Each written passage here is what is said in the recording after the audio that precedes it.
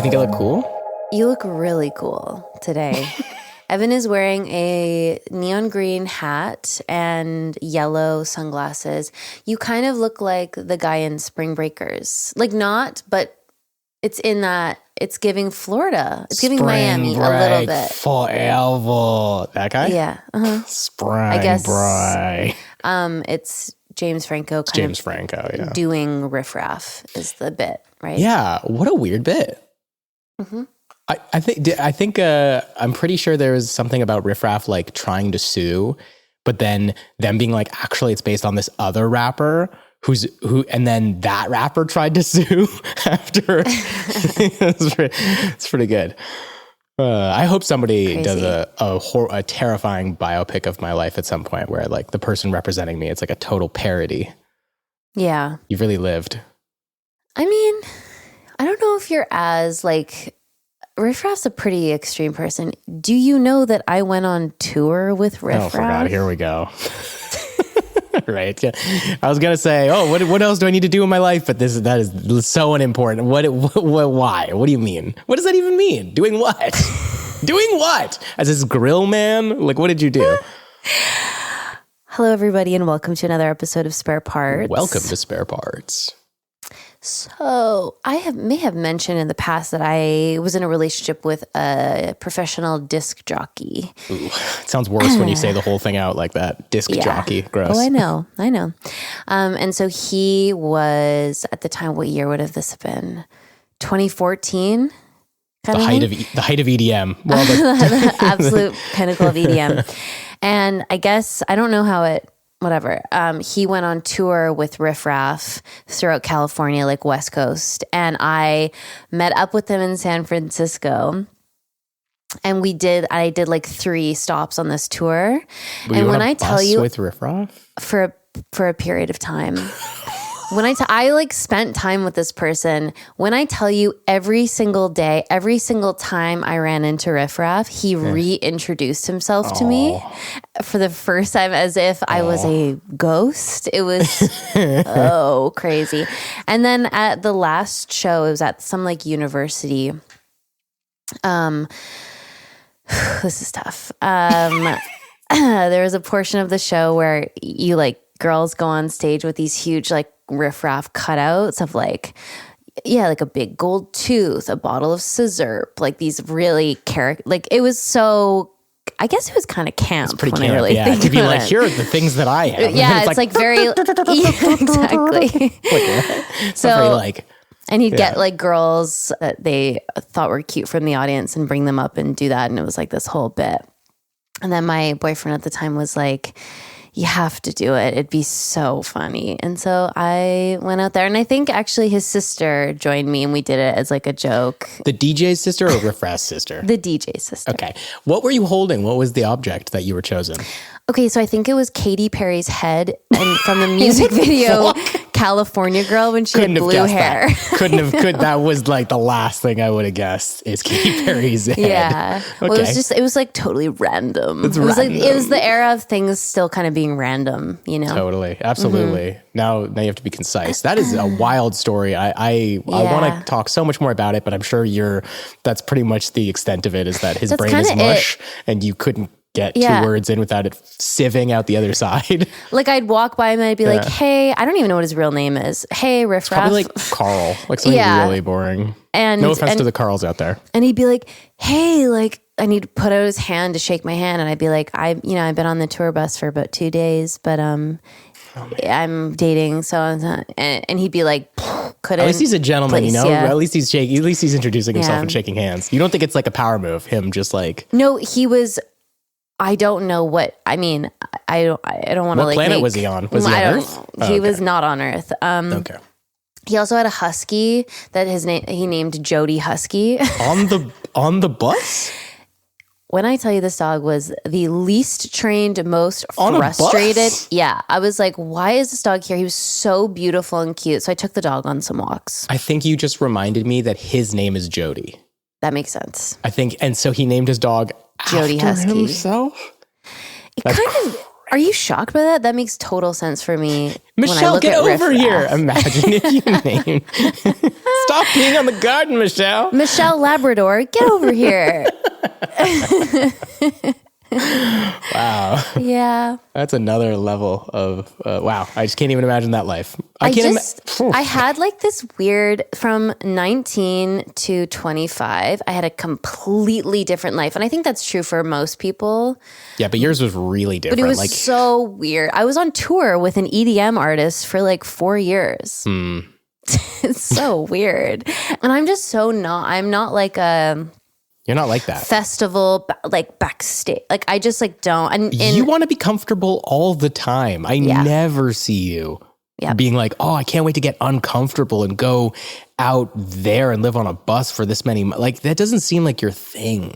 No, but it was also really fun and great. And what a great experience. I had this idea that never came to fruition. One of those, great to talk about. But I was like, this is genius, because I was always at clubs when at the very like end of the night. And because I'm not a big drinker, I would be totally sober. And so there would be this moment, and it was like a 10-minute period after the DJ set when the lights would come up and it'd be like all the stragglers left behind. And I thought it'd be kind of cool if I was a photographer to do like a coffee table book called Last Call. And you take pictures of like the final moments of people's desperation to like bring someone home or get a drink or like find their way back to their friends. I would have that coffee table book for sure, because it would like bring me so much solace, like just waking up in the morning and having actual coffee and feeling so good about myself, looking at all these horrible nights. Like, and I know they're not horrible. I know it's not people like having a terrible time. It was kind of just like the strangeness of it. It's the strange, fugue state. And it's a period of people's lives. I think. I know so if you're a photographer smell. out there, please do this coffee table book. This is a free idea. Whoever wants to do it, but you have to credit Michelle. You can give me for Michelle in the Labrador. intro. Right, for Michelle Labrador, that would be appreciated. But yeah, for the photographers out there that just happen to be in the club scene and are trying to take hot pictures all the time, stop doing that. Yeah, take gross pictures. Take the pictures where you're capturing that guy just like looking around for someone to go home with him. Oh man, you know, or that's what I want. People's like people puking in the bathrooms and just like the first like the light hitting their face for the first time and everything is very red. You know, I can like smell the club. I know that stale beer smell when the lights come on. I don't know why the smell changes, but it does. Maybe it's because people are like exiting, so there's less like cologne. But like all of a sudden you can really smell like the stickiness of the alcohol on the floor. Oh yeah. And everything just looks so dire. Yeah. It's dire in a club.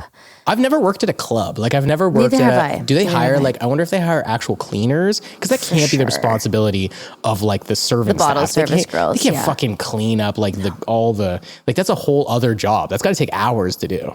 I'm sure they have professional cleaners that come in because the club's open like in the morning. You know what I mean? They probably do the bar cleanup and then their little booths or whatever. But then the servers are drinking for another 3 hours after that at the bar, probably at the club, right? Like everyone's smoking cigarettes inside and drinking. If you guys don't know this, when you close up a restaurant, everyone smokes and drinks in the restaurant who works there for like hours. It's part of the culture. It's part of the culture. It's such a weird part of the culture because you're always like, oh, there's nowhere to escape this. There's nowhere to go home. Like, did you guys do that at Earl's, or was it corporate enough that you weren't allowed to? Earl's. When I worked at Earl's girl. Sorry, we have to remind everyone at least once a podcast that Michelle worked at Earl's. Please. The fact that I worked at Earl's, I was a BC Lions cheerleader, and I dated a DJ is such a dark part of my past. Yeah, if you put those three pieces of information in front of me, I would not have you as the one by one. Fine. All three? Yeah. The trifecta. I hit the trifecta somehow. And we haven't even touched on your dance, on your cheerleading. We don't have to. I would love to touch on it someday, though. We don't have to. I would really like to. I did a dance this week. A TikTok dance. I loved it. It's just so fun to like dance sometimes. I never think to do it, but then when I do it, I'm always like, oh, it's so fun. Well, I forget that you're actually a trained dancer, which I know. I don't hope that's mean to, or not mean to say. I hope it's mean to say. I hope I just hurt your feelings. I really hope I hurt you. No, you're a really good dancer. That's very nice. You are like.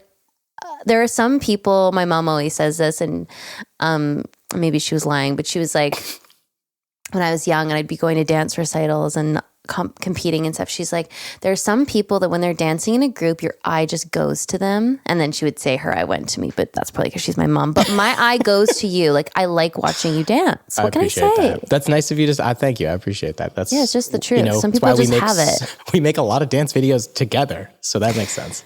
Well, and we're going to be together kind of soon, turns out, because I'm coming to Toronto. Right. Well, more on that later date. But yeah, we'll have to set aside a block of time at a studio. Yeah, where will we record the podcast, which we probably should as our job. Oh, I was even thinking about the podcast. I was like, because it's more about the dances. Yeah. Mm-hmm. Yeah. What were we talking about before this? We were talking about you being a BC Lion. And you just the ways that the sugar and spice that makes up Michelle. Yeah, it's whatever. But Earls. Yes, we weren't allowed to like drink on shift or anything, but it was a big culture of staying after and getting a drink. And then at the time, get one for free. Is that how that works? I think we used to, and then at a certain point it stopped because things were getting kind of out of hand. But the bartender's like, this is so crazy, and I hope this doesn't happen anymore.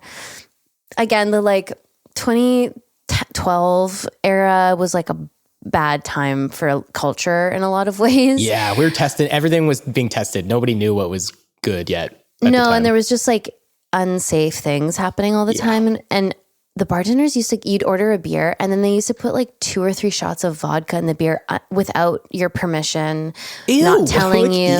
And they would ever. And just to get you, well, I think with vodka, you can't really taste it. I feel like if somebody put 2 shots of vodka in my beer, I would be like alarmed. Somebody didn't wash this glass from the fucking... Yeah, it tastes like chemicals. Yeah. So stuff like that was going on. But that never, I don't think, ever happened to me. But I knew that stuff was happening, and it was kind of crazy. But yeah, Earl's was wild. It was a wild time.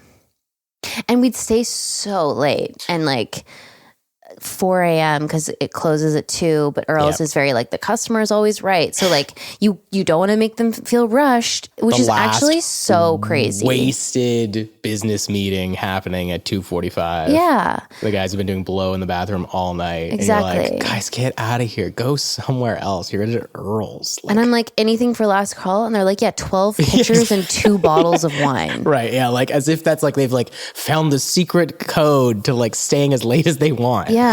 It's like, no, at 2:45, you're fucking out of here, dude. You're out of here. No, but what I'm saying is at Earl's, they would really let you stay till like 3. They would like be like, really? It was actually so annoying, and I hope they've changed that business practice of being like, so I would sometimes close the lounge and I'd literally get home at 5 a.m. from an Earl's shift, which is obscene. You don't make enough to do that. I'm sorry, but like, God, no, I'm not. Otherwise, I'd work in a club. Yeah, if you were getting home at 5, you better be making like hundreds and hundreds and hundreds. I mean, I used to make like sometimes I'd make like $500. Really? But that's 500 Canadian, so it's like $60 US. So it's about 60. Yeah. Give or take 60. Give or take $60. Yeah. Yeah. Okay. I don't know why this popped in my head. Are you watching Love on the Spectrum, or have you ever watched it? Watch that show. I can't watch. Why? I can't watch shows that make me uncomfortable. Do you not know this about me? Why would that make you uncomfortable? Oh, why would it make me uncomfortable? I can't even watch. Okay, let me try and say this in the nicest possible way. I love love. I don't need to see anyone being in love. I don't need to see anyone dating. I don't need to see anyone getting to know each other. I don't need to see uncomfortable conversations. Reality TV is very hard for me to watch in the first place. The only kind of reality TV I can watch is subtitled and from Korea or Japan. Mm-hmm. And then when I'm watching American reality TV, I'm like so uncomfortable initially because all I think about is the producers setting up these different sequences and scenarios. And then to think that there's like people out there who are, I don't want to say being exploited, but like in my mind, it feels like exploitative a little bit. And it just makes me so uncomfortable, the idea of thinking about watching them date in front of a camera. Couldn't be more opposite. I'm sure that's true. Yeah. But it's hard for me to even give it a try. It's one of the most like, I'm so happy that this show exists. And it's really? Such a like, it's such a lovely. I haven't seen any of it. I think obviously like neurodivergent people haven't been like represented properly, and it's such a nice, like, you get to see their families and like learn a little bit more about how their brains work. And so there's no money?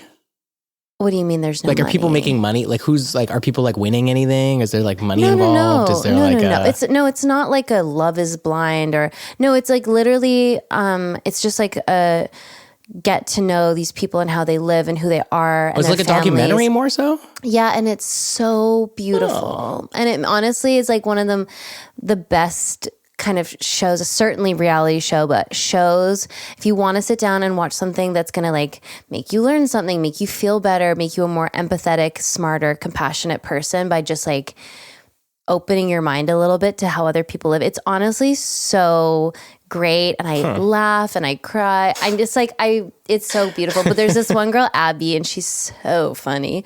And she went to a wine tasting, and I don't know why this popped into my head, maybe because we were talking about drinking at Earl's. She like takes a sip of this wine and she's like, and then she goes, it's interesting, but I'm not interested, which is like, that's great. An iconic line. That's and I've been saying it for everything. It's interesting, but I'm not interested. That's great.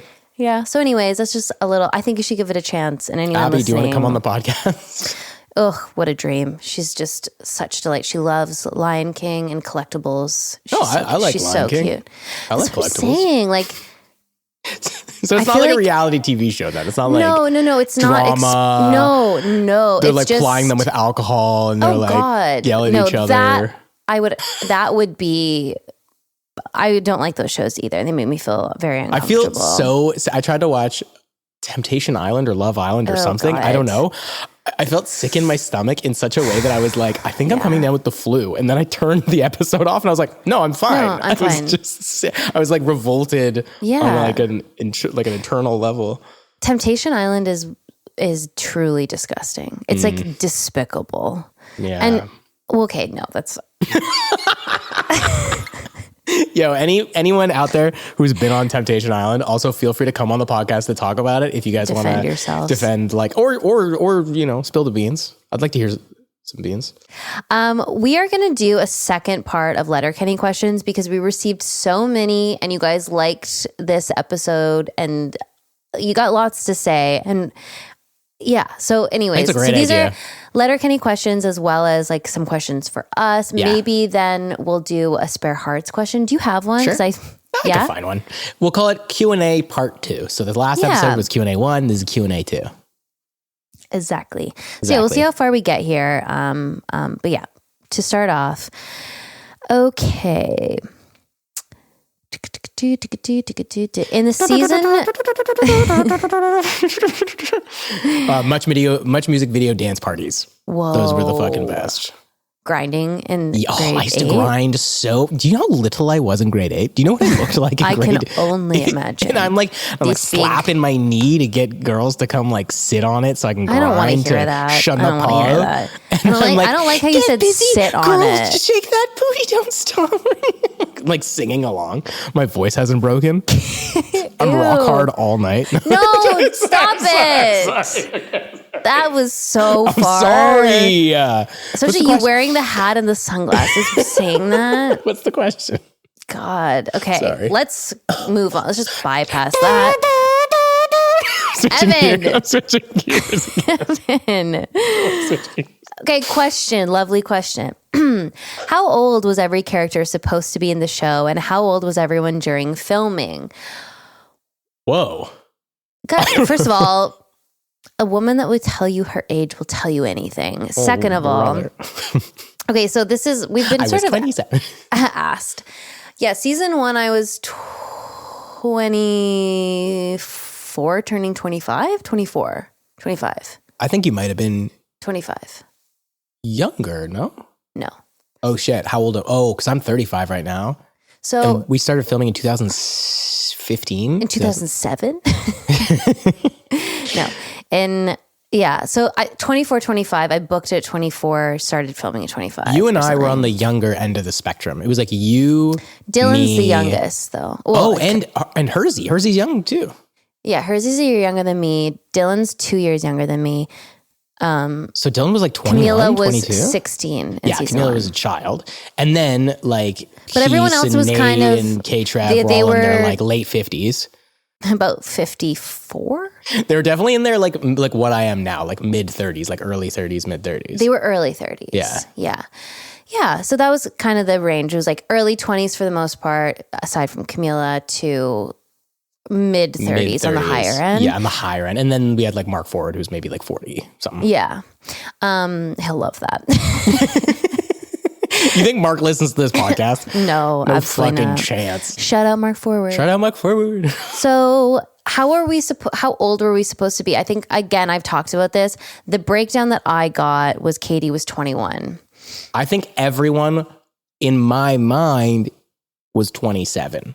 Always. Like no one ever aged. It was a cartoon and everyone remained 27 forever. That's what I pictured.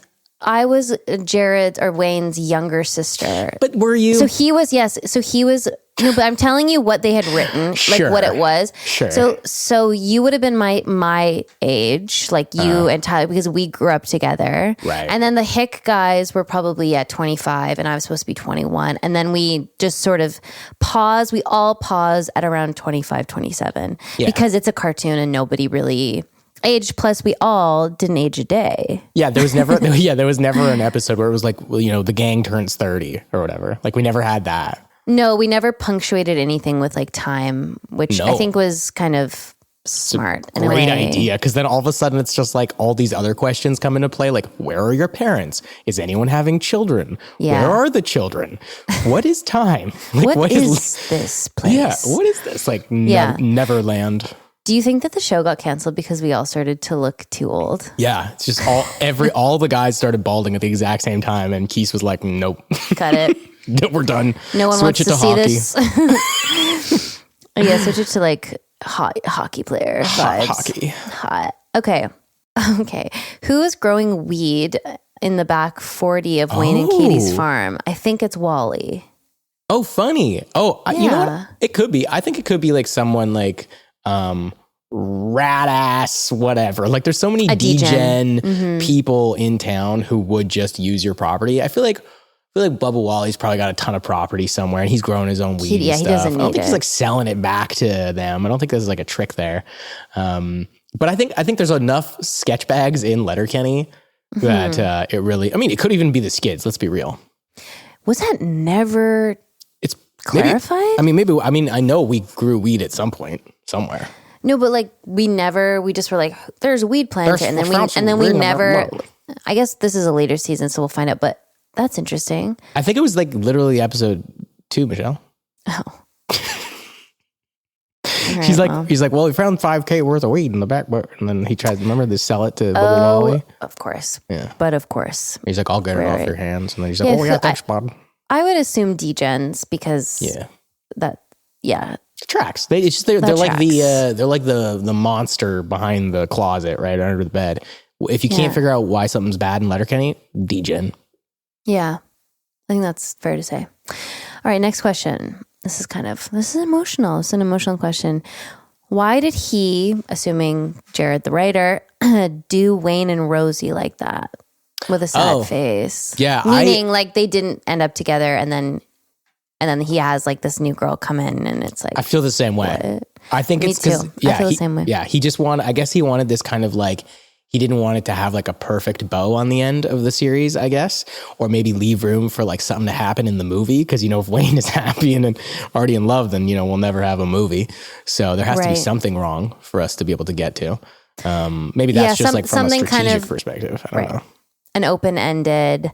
I always thought, but maybe this is too like closing of a book. Yeah. Final chapter. We just love Clark. So we're like, yeah, we want it to end all everyone's happy. And well, I always thought it'd be kind of cool to end on a wedding, just because I think that would be almost like celebratory party, Letterkenny style, but then also like a moment of growing up. And maybe that will happen one day. And I don't know who exactly would get married. Oh my God, fast forward and it's Derry and Katie's wedding, and that's the movie. You never know. Whoa. Or Rolled and Glenn. Yeah. That would be great. I'd love to see finally accepting his sexuality. You're in a white dress, though. That's no one really suspected. I'm actually wearing the exact leather cowboy outfit that you wore in the promo for season And he's wearing a gorgeous mermaid style wedding dress. Yes. Okay, great. All right. This one is kind of a loose question towards us. Who are your influences? Professionally, right? Yeah, I Not assume like this is professional. My mommy and my daddy. Yeah, although my mommy and my daddy, for sure. Okay. I love my parents. Did you know that about me? Oh, we can tell. I love them. I love my parents. I'm love homeschooled. I respect my mother. So You're not homeschooled, right? No. Ever? Okay. My best friend was. Yeah, you really seem like you were a little bit, though. I was offense. very young for a long time. My best friend, her name was Katie, shocker. And we lived across the street and we played Barbies kind of on the low until like summer going into grade 10. Like I was a kid. I was a kid. Summer going to grade 10, damn. No, like we didn't go to parties. We were like little girls until about grade 10. And then things kind of balanced. And then you started dating a DJ. And then I immediately, grade 10? No. Your first DJ experience. No. Okay, Shut who are up, your Paula. influences? I don't, it's so hard. Like there's so many different performances that I'm influenced by. I haven't really like ever locked in on one singular actor that I'm like trying to emulate or like watching their every move. I just really, I'm always like excited about great performances. Like I recently watched Past Lives. Have you seen it? It's a Korean movie. It's so beautiful. It's just like, it'll break your heart. And it's, I don't know, I'd really recommend it. But all the performances in that movie, I was just so moved. But like, no, I don't know. It's like I watch something, I consume some sort of art and I'm influenced. I'm influenced by my friends. I'm influenced by Kara, who we talked about. I'm influenced by Kayla Lorette. Yes, they all work in the industry, but like, I don't know. I'm influenced by a lot of people all the time. And you? It's a tough question because, like you said, there's so many different categories of influence. Like influence, both you and I do like writing and acting and all these sorts of different things. Mm-hmm. So you kind of look at it. I guess they're probably interested in the acting portion. So in my mind, I'm like, okay, I, like you said, love certain performances. They're not necessarily performances I would ever give or anything like that. But if I were to like point at certain people's careers that I like, that I'm like, oh, I could do some of that. I think of people like Andy Serkis, who did Gollum and directed a ton of amazing stuff and just ends up being like creative in all the ways and physical and unique. And I like that kind of person. And same with like someone like, Jake Johnson, who did also write and direct and was in a sitcom and did the whole comedy thing. Like I really like to see people who do both. I know. Both. Yeah. Me too. Yeah. And I generally respect those people more because I'm like, oh, you're capable of so much and you also took the risk because it's like not easy to make your own movies and shows and write and all that other stuff. Like being an actor, you're kind of like, I don't know. You just get to kind of just sit back and when the work comes, you do it, You really put yourself out there though when you're writing and making a movie because then it just leaves the door open for everyone to be so much more critical. Mm-hmm. I don't know. Yeah. I mean, there's just a lot of people out there, but exactly. You know who I love? So many people. Who I'm like, who I love, and then I forget their name. God, Rosa Byrne. Yeah. I'm really want to making sure that I'm saying this right. Yeah, Rose Byrne. I think she is so, I know she's not underrated because people who know her are like, holy shit, she's fucking incredible. Oh, she's her. Such an incredible actor. And she's such a good comedic actor. And she's so good like, in Bridesmaids. She's so good in everything. Yeah. Have you seen Spy with Melissa McCarthy? That is Jacob Tierney's favorite movie. It's honestly one of the funniest movies I've ever seen. It's so silly and she's so fucking funny in that movie. And I think her career is really cool because she's working all the time. She's so good. I think she's, obviously well respected and she's getting her flowers, but I don't know anything about her personal life, nothing. She's just kind of, maybe it's because she lives in Australia. If she does, I don't know. I don't know anything about her. And I like that a lot. I also love Jason Bateman so much. He's such a good actor. He's so funny, so smart. He's also directing. He's been in the game for a long time. He's a child star, and he's not a complete like mental case. Like he's kind of had this really astounding career. I listened to his podcast. This is why I know this. He's like a family man. He's really like committed to his children and his wife. They've been together forever. I just think he's like, when I look at people in this industry, he seems, and I'm sure he's had some darkness. I know he like struggled with addiction for a while and stuff, but he's kind of like this really well-rounded person. And he's also a germaphobe, just like me. And I like that. You're a germaphobe, eh? Oh, yeah. And he's a Capricorn, just like me. I don't know if those two things are related, but. My wife, Alana Bale, because I see her act so often, we do so many tapes together, and because she's on set right now and she's very, very busy, and I see her work ethic, I'm very like influenced and inspired by her because I see how hard she works on such a regular basis, and she's so talented. And I'm like, oh, if I could have even a fraction of that, like hardworkingness and all that. Like she's very, she's been working in the industry since she was 16 and has been on set 10 times more than me. Yeah. You know what I mean? She's just such a fucking professional. So I find that very, Aww. Yeah, it's super impressive. Alana, God, we love her. She's the best. She's the best. Did you see these? Yeah, I saw it, and I was going to mention it. What are it. your thoughts? Is it functional for you? Functional? Is it not so annoying? What do you mean? I just mean, I guess I'm like, doesn't it, you have to take it out every time you're going to wash the hoodie. How many times do you wash your hoodie in like a period of time? I'm a germaphobe. You're germaphobe?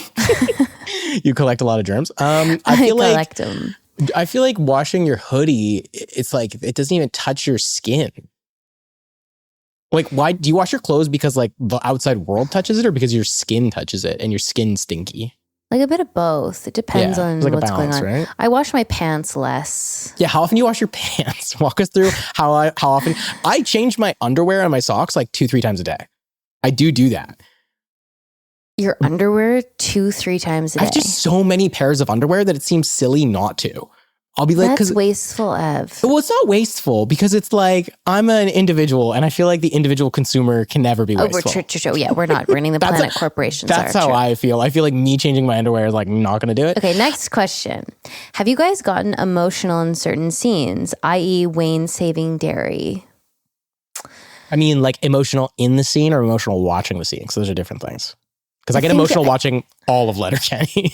Yeah, I think in is what he has said.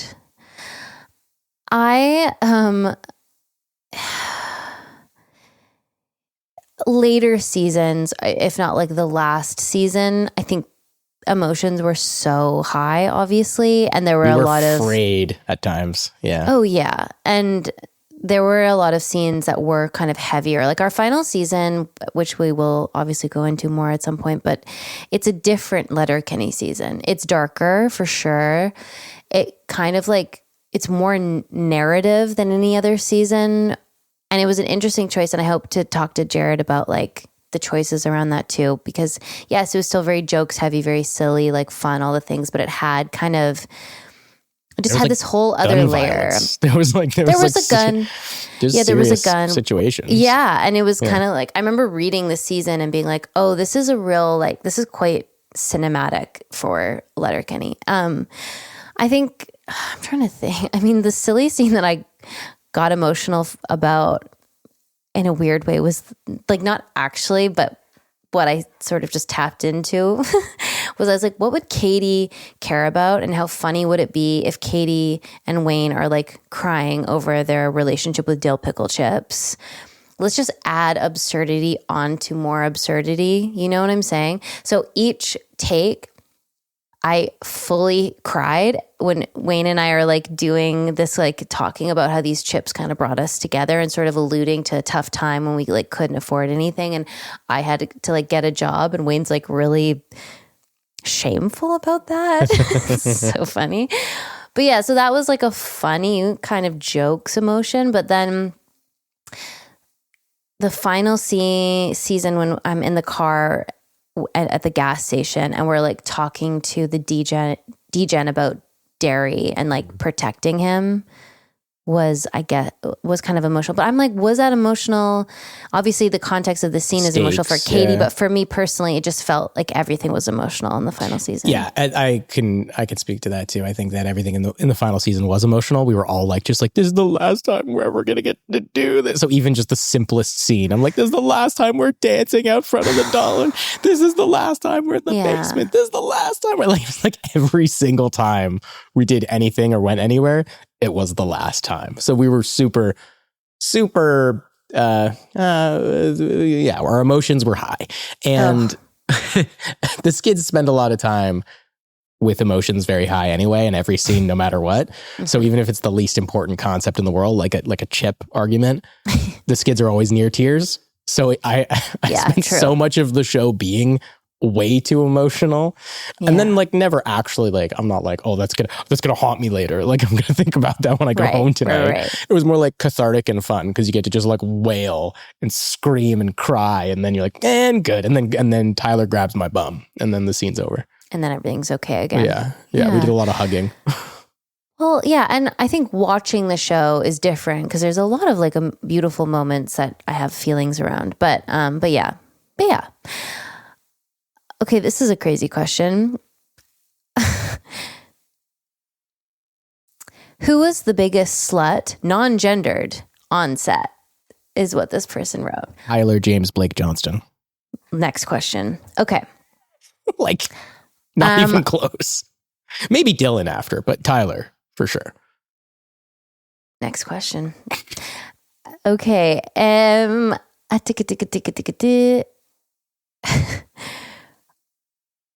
Where are the parents? Yeah. I mean, that's the biggest thing. Well, not the biggest thing, but that's like a huge kind of weird cartoony thing. This is the land of 16 to 30-year-olds. Nobody else exists, really. Like we get like a couple, we get Wally, we get the one or two kids, but it's like shocking every time they come in. We're like a YouTube demographic. It's like just like one window of ages. Yeah. And that's all we get. I don't think it would be better with children or parents. And I think that was just like a really clever thing to do because it pulls it out of reality. Like again, Letterkenny isn't the real world. This isn't how people have conversations. It's so stylized, it's so specific that like adding this extra layer of surrealness to it, I don't know, it makes it that much more special because you're like, it's unlike any other show. Who else fucking does that? I can't think of another television show where they're like, there are no other ages. Like, it's so weird. The only thing that is comparable in my mind that horror movies do this sometimes, where it's there's only teens, there's only hot teens. It's like it's Final Destination. It's like Teen World, and like the adults are dumb and don't get it, and they're not helpful. So like, blah, and then the teens have to like figure it out. No one's gonna believe us. Exactly, which I love.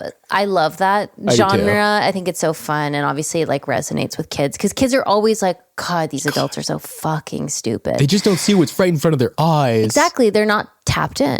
So that's not the only comparison. That's a really good comparison. I like that though. I like thinking of it like it's like a weird genre thing.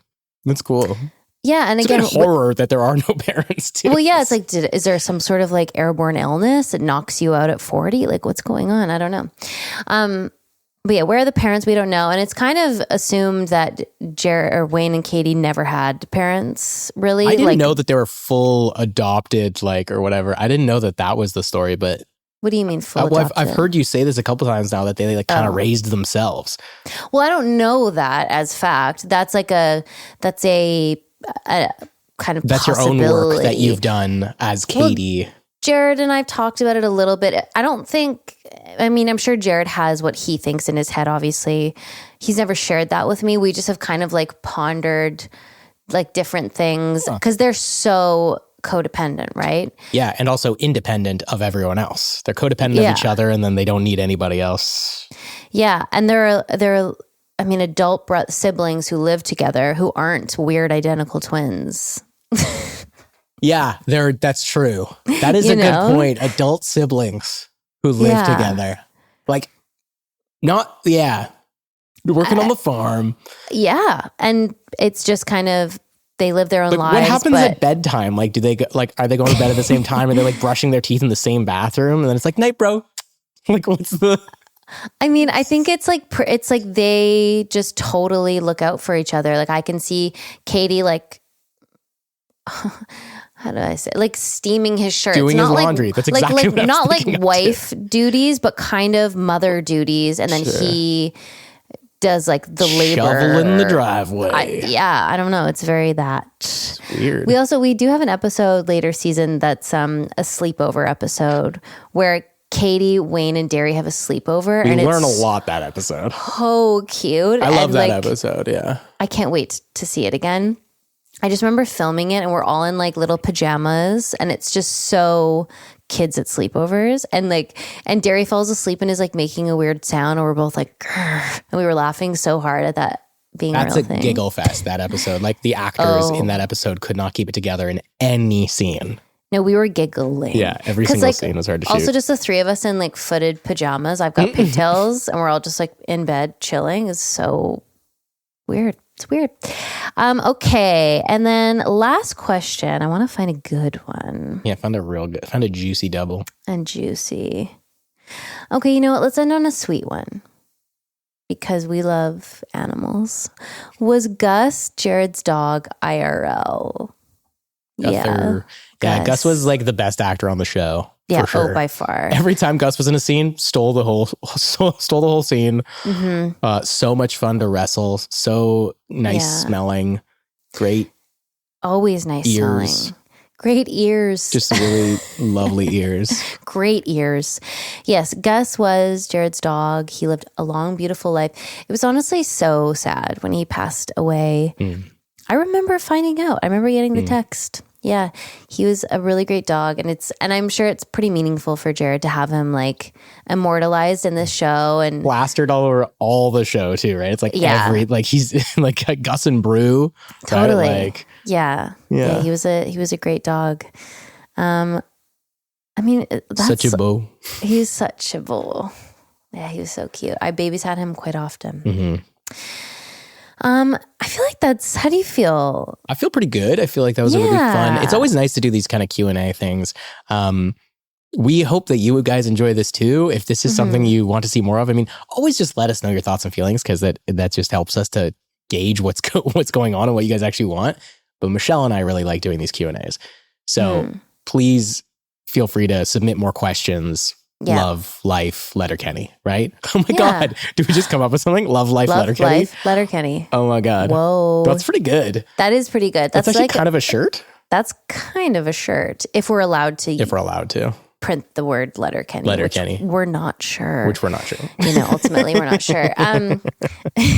Okay, guys. Well, thank you so much. This was such a fun little trip down memory lane. We'll do more of these in the future, but we'll probably get back to more of our regular vibe soon. But for now, really good to see you, Evan. Great look. Good to see you. Love you. And tartlets. Love ya. We'll talk to you soon. Bye.